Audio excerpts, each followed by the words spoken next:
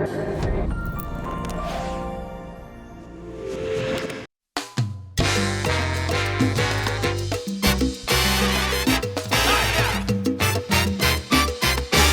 pueblo, solo con su voz es poderoso. El pueblo y su voluntad. ¡Ahí! Un pueblo que ríe y goza. ¡Esto es Cali! ¡Esto es Cali! ¡Muévete, muévete!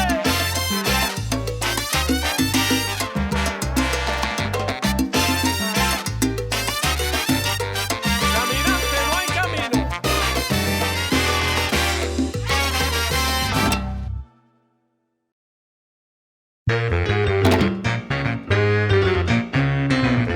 Hubo mucha gente importante que iban allá al Juncamonca, muchos cantantes, actores y actrices de televisión ya. Entonces iba mucha gente. Allá, por ejemplo, conocí a Joe Quijano. Allá estuvo digamos, de acá, estuvo Oscar Golden, Billy Pontoni, políticos también importantes. Por ahí estuvo un Lleras, estuvo Olmes Trujillo. Bueno, iba mucha gente y hubo mucha gente de categoría, no solamente rumberos ni nada de eso, pero sí, como le digo, visitantes de categoría también los hubo.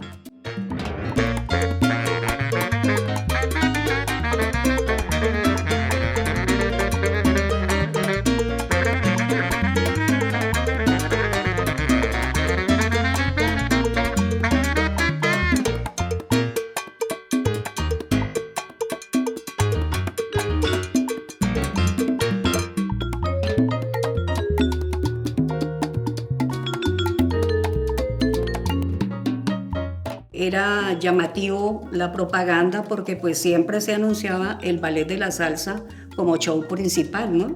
Los que componíamos el ballet de la salsa éramos 4 mujeres y 6 hombres. Se alternaba, ¿no? Digamos, 2 hombres, 2 mujeres, 1 hombre, 2 mujeres y así sucesivamente iba cambiando el número de personas que participaban, de bailarines que participábamos, ya hasta terminar el show.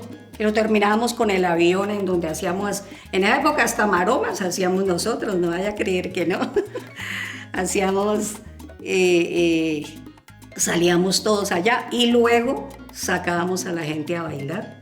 Ese fue un complemento que se le añadió al espectáculo. Ya comenzamos a sacar a la gente del público y la gente feliz y encantada bailando con nosotros.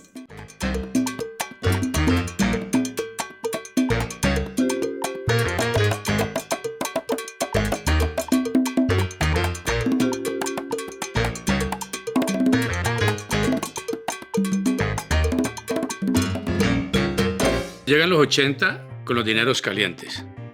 Y con los dineros calientes empiezan a aparecer una serie de, no solamente las orquestas que ya vienen en vivo y en directo de Estados Unidos, de Nueva York, sobre todo de Puerto Rico, sino que también empiezan a crearse clubes y discotecas en distintos epicentros de la ciudad. Recuerdo Furatena, Manhattan, La Jirafa Roja, El Gusano Verde, La Manzana, que estaba por el frente, El Patio, que también está en la misma quinta, pero por la acera de enfrente. Aparece La Chica de Rojo, que era de Jairo Varela, aparece Cañandonga, y son discotecas para otro público, digamos un público con mayor poder adquisitivo, un público que puede pagar altos costos por el consumo de licor, que llega con sus amigos, sus amigas, damas de compañía, escoltas, y que poco a poco van copando estos espacios y van generando esos sitios como sitios exclusivos y excluyentes.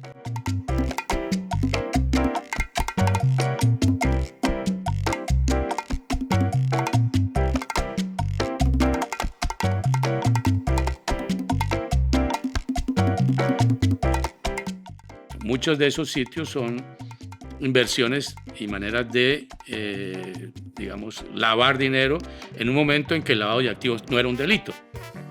Si uno lo ve desde el punto de vista jurídico, no era delito, ¿sí? Porque no existía el delito como tal. Entonces se podía invertir en eso, en restaurantes, en discotecas, en clubes y en espacios de diversión y de rumba, como una inversión cualquiera.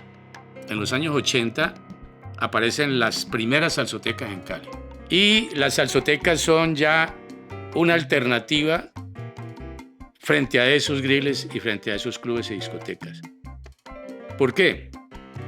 Porque en primer lugar el patrón de consumo ya no es la botella de aguardiente para arriba, sino usted puede ir a tomar una cerveza. La música de las discotecas y los griles es una música más bailable y más comercial, entre comillas, más convencional. Mientras que en las salsotecas se programa otro tipo de salsa que no pasa por la radio, que no pasa por los clubes de discotecas y que, digamos, descubre otras joyas y otros tesoros musicales que estaban en los LPs y que las emisoras de salsa no habían programado.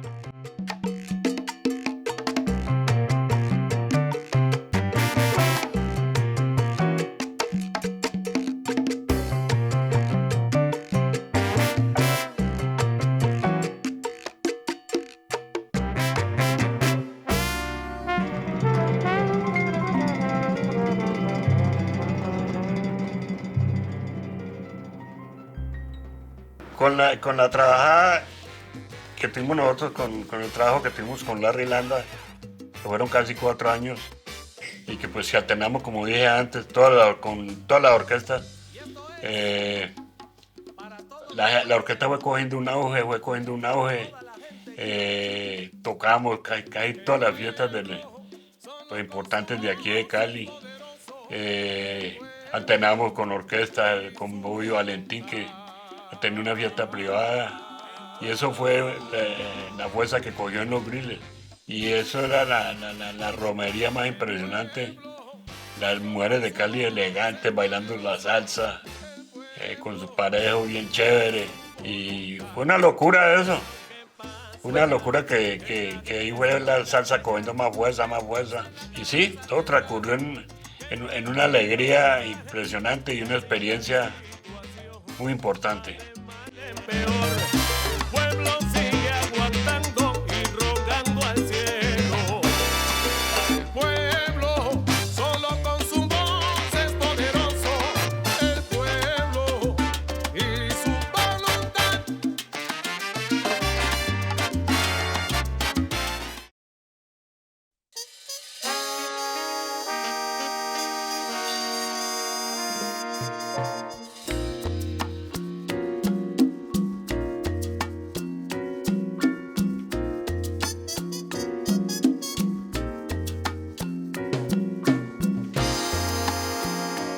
Larry Landa era un loquito, tenía una personalidad arrolladora, avasallante. Yo dirigía La Voz del Valle de Beto Velar y me hicieron pasar al teléfono. Pasé al teléfono y me dice un señor, Antonio Araque, y que cómo le parece que al otro día llegaba a Cali su hijo, César Araque, que tenía de nombre artístico Larry Landa, y que traían a un artista que se llamaba Joe Quijano. Y si yo lo conocía, pues claro, ¿cómo no voy a conocer a Joe Quijano? Pues no personalmente ni nada, sino pues por la cantidad de pachangas que bailábamos de Joe Quijano en Cali. Y me dice, ¿y si yo voy por usted mañana a las 6 de la tarde a su emisora, lo recojo y vamos al aeropuerto, ¿usted me acompaña? Sí, puede pasar por mí. El señor pasó por mí, fuimos al aeropuerto y recibimos a Joe Quijano. Y ahí se inicia un proceso grande en la salsa caleña, conocer los artistas. Con Larry conocimos casi todas las orquestas de salsa más importantes del mundo salsero en nuestra ciudad. Una mentira más, fracasé, porque yo me creí una mentira más.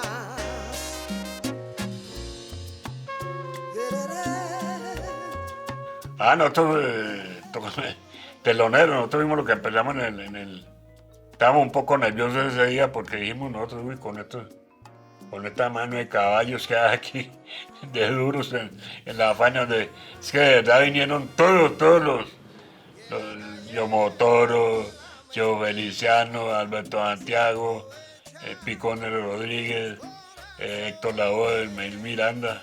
Y tocamos y la gente nos aplaudió y Larry quedó contento. Al otro día fue el remate en el Hotel Petecuy. Entonces en el Petecuy, como estaban los de la Fania, yo no le pedí permiso y tocamos un tema que se llama Ay, qué bueno, de conjunto clásico. Y después cuando nos bajamos me dice Ramón, como sonó bien, la orquesta y nos aplaudieron y unos de la Fania pararon allá a vernos tocar y toda vaina.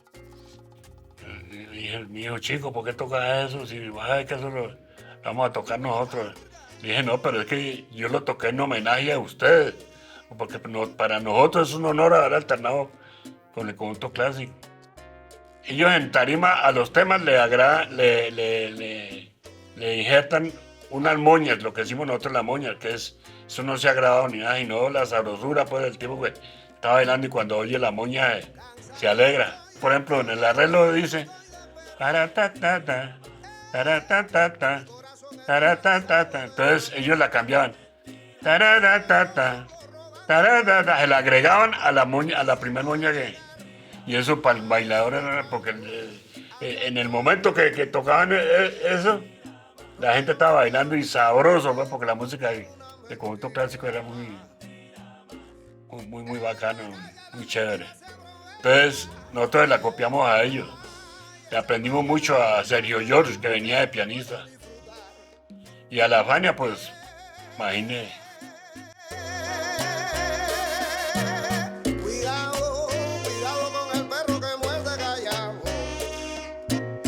Oye, mentira, no quiero más.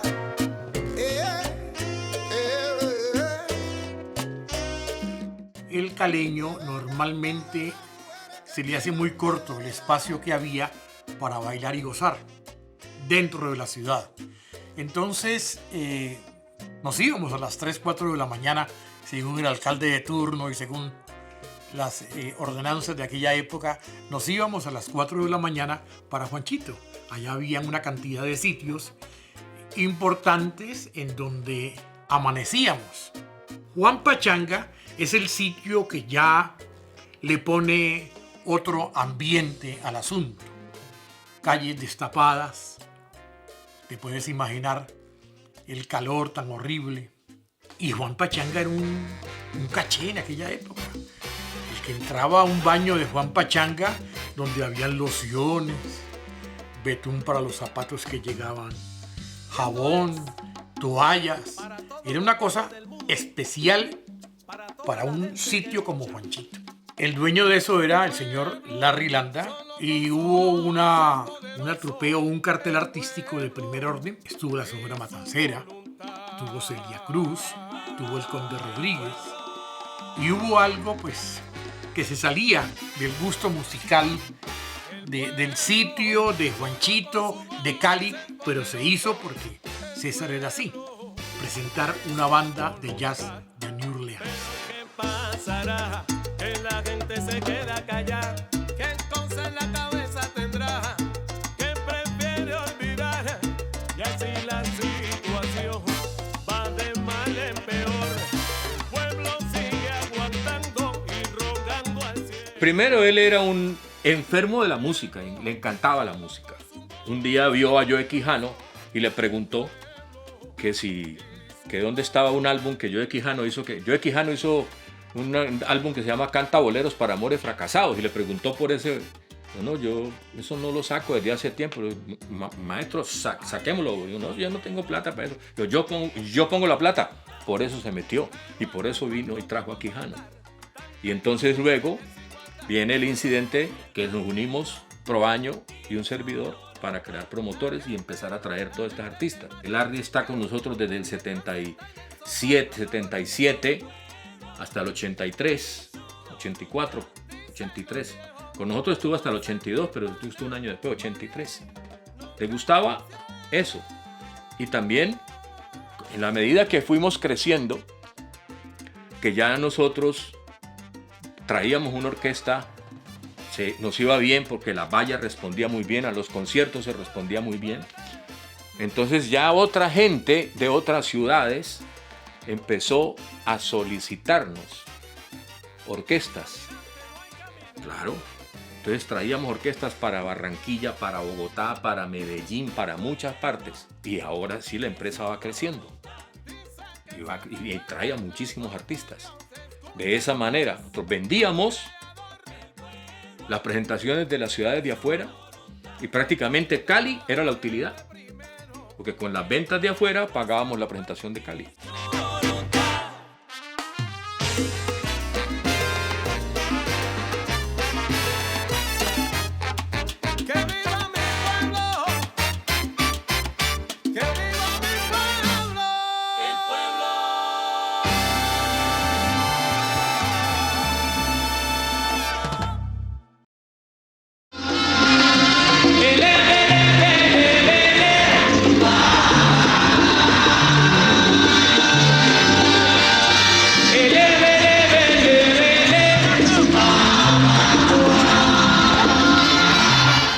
En el año 82 creamos el Festival de Orquestas.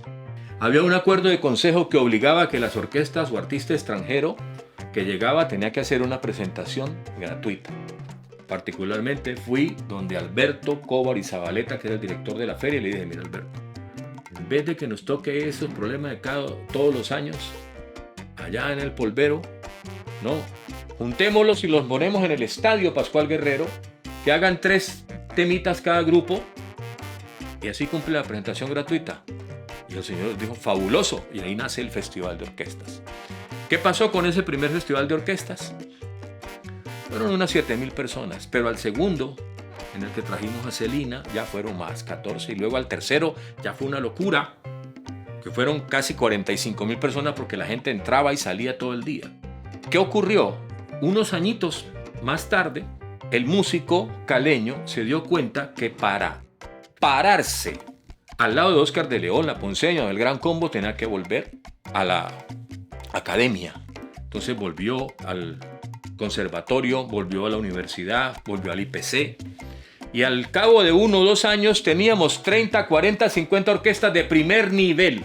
Desde el 83, 84 hasta el 90 y pico teníamos las mejores orquestas. Y ya se había quedado Nietzsche en Cali. Y entonces vuelve allí la pregunta: ¿quién patrocinó eso? ¿El narco?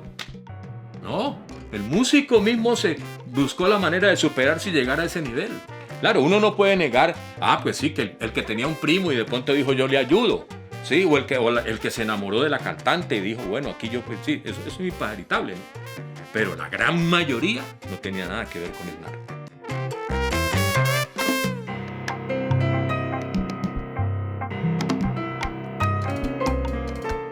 En aquella época los políticos y la gran sociedad se tomaban fotos con esos personajes. Era para ellos un orgullo, como lo fue para la sociedad colombiana, tomarse fotos con Pablo Escobar y con todo el mundo. Pero ahora, como ya se dieron cuenta, ya están juzgados, entonces a usted no le va a gustar que su amigo que le está colocando ajo el sonido mañana salga en la prensa de que es un narcotraficante o es un bandido. Ya usted ya no va a salir con él. Entonces es una sociedad vergonzante, la nuestra. Durante toda la vida hemos sido vergonzantes. Nos da pena de lo que hemos hecho atrás, sabiendo además. Con la presencia de los narcos, digamos que se diversifica el gusto por la salsa. Hay por lo menos 3 dinámicas reconocibles o 3 tendencias, 3 espacios y 3 públicos distintos, ¿sí? Y esto es interesante porque marca un giro, un cambio en el desarrollo de la cultura salsera en Santiago de Cali. Por un lado están los bailadores tradicionales de barrio que van a las discotecas de sus barrios, van a las discotecas del centro. Por otro lado están los sitios de los narcos donde ellos prevalecen, son los que mandan, los que más van. Por otro lado están las salsotecas, ¿sí?, que tienen otro público, otro gusto musical, otros espacios en la ciudad. La mayoría de ellas van a estar en los barrios populares, o sea, se vuelve al barrio. Y allí prolifera una nueva sensibilidad para con la salsa y el descubrimiento de nuevas orquestas, ¿sí? O de nuevas canciones que antes no se escuchaban y que no se bailaban. Que vengan todas las mujeres que quieran de verdad. En Cali, los propietarios o dueños, pues, de colecciones musicales como Gary Domínguez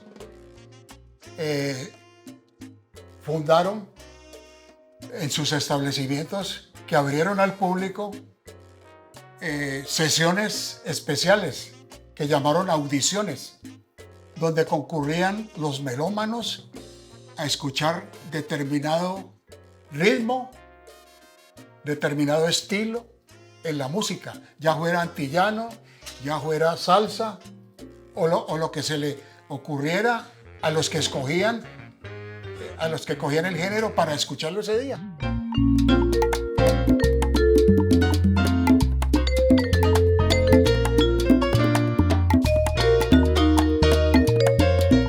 Tuve la fortuna de crear una taberna inspirado en las tabernas americanas por el consumo de cerveza, no tanto por la música, porque Cali siempre, desde los años 50 y 60 y 70, se han identificado por los griles, por las discotecas, y al momento en que tú entras a esos sitios, el consumo fuerte era aguardiente.